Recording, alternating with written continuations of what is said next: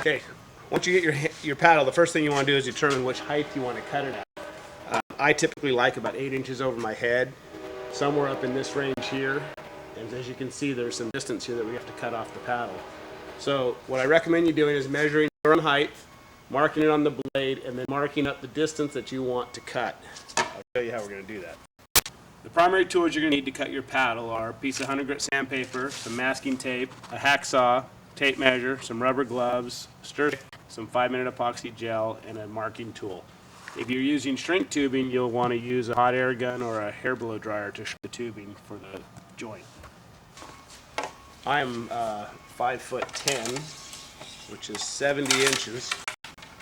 So what we're going to do here is I'm going to go up here to 70 inches, which is my height, and put a mark. Then on top of that, I'm going to add, I have a handle here which amounts to 4 inches. So I really only need to add another 4 inches to get to my total of 8. So what I'm going to do here is add another 4 inches and put a mark.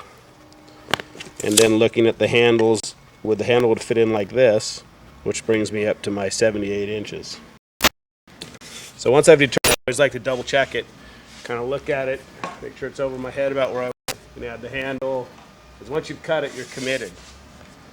So we've now marked it, we measured for the blade, I have your personal height and my cut point, and then adding the 4 inches is my paddle height, which will be 78 inches in this case. And what I'm going to do is I'm going to go ahead and wrap the paddle where my cut point is. I'm going to wrap right over my mark, like that, and then I'm just going to remeasure this 4 inches.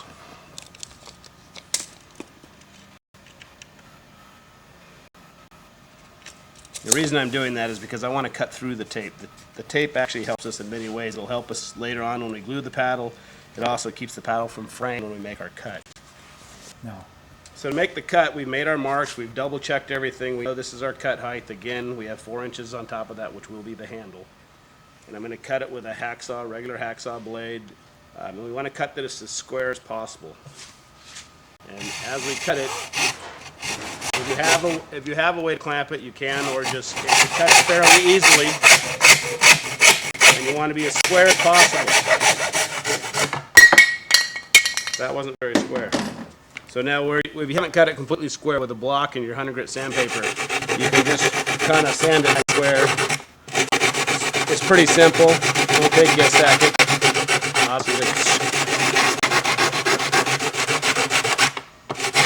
Now what I also like to do is hit these edges and just kind of bend them a little bit.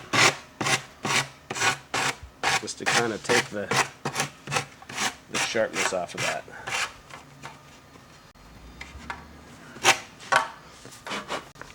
Okay, this tape has actually made a perfect line for our gluing later on to keep it off the entire shaft. Once I've done that, I want to take the handle, just lightly sand it just to get the mold release or anything that might be on there, rough it up a little bit.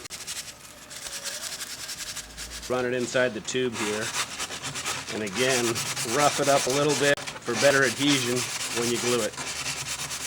Everything to be dust free. It's good to have a rag just to kind of clean it up.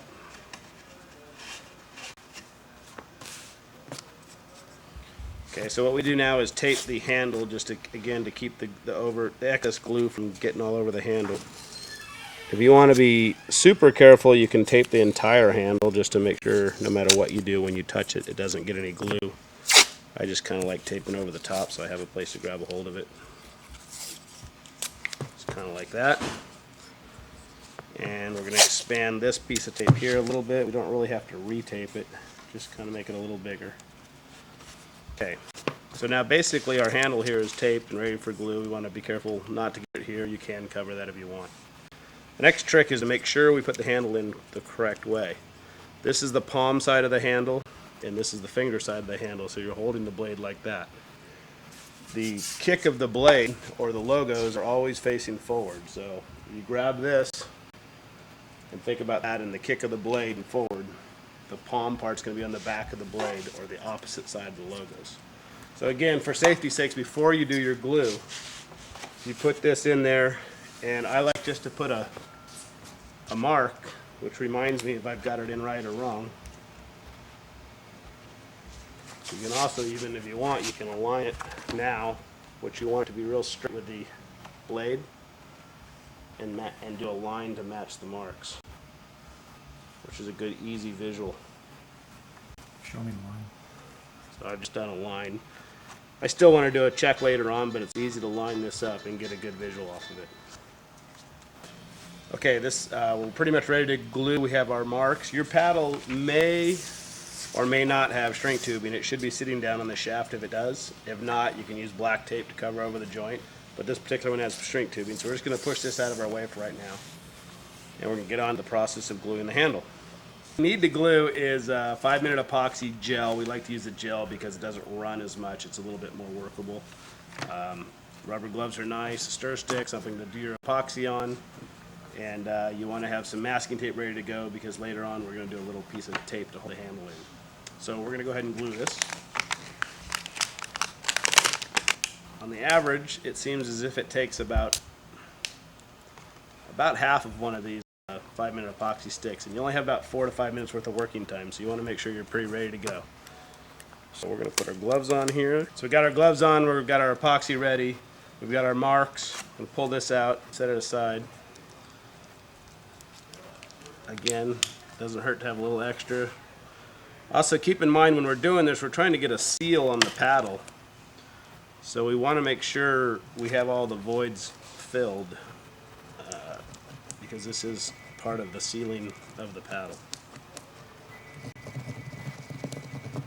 Mix it real well. So what I like to do is put some on the inside. And I get it all the way around. Good coverage.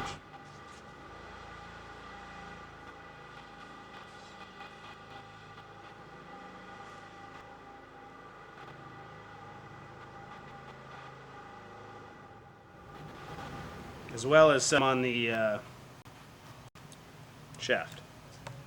So again, we're going to remember which way this goes. Very important. You put it in backwards. It's not going to be very pleasant. The shaft is oval, so the the handle does pretty much square itself up. Get our marks. We'll wipe it clean. It wants to push back out, and that's where we need that last piece of tape. But we want to get rid of the excess epoxy. And then take our extra little piece of tape here.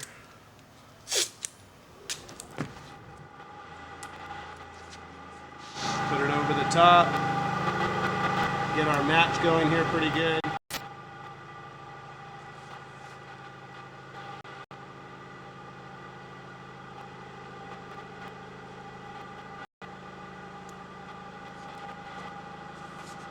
Okay, so once we get that on there, we want to line this up and make sure we're square. So once you have this all lined up and square, you want to set it aside to dry for about 4 or 5 minutes, and then we want to pull the tape fairly quickly, and we'll pull the shrink wrap tubing up onto it. We've waited about 5 minutes or so, and this has gone off. So now we're going to pull the tape carefully without putting too much pressure on anything at this point. It's good to get the tape off of here early because then your glue doesn't totally adhere to it. Okay, now that we've done that, what we're going to do is slide this shrink tubing. I don't push the shrink tubing too far up like that. And we get a hot air dryer or a blow hot gun, and you won't melt the tubing. It's designed to shrink.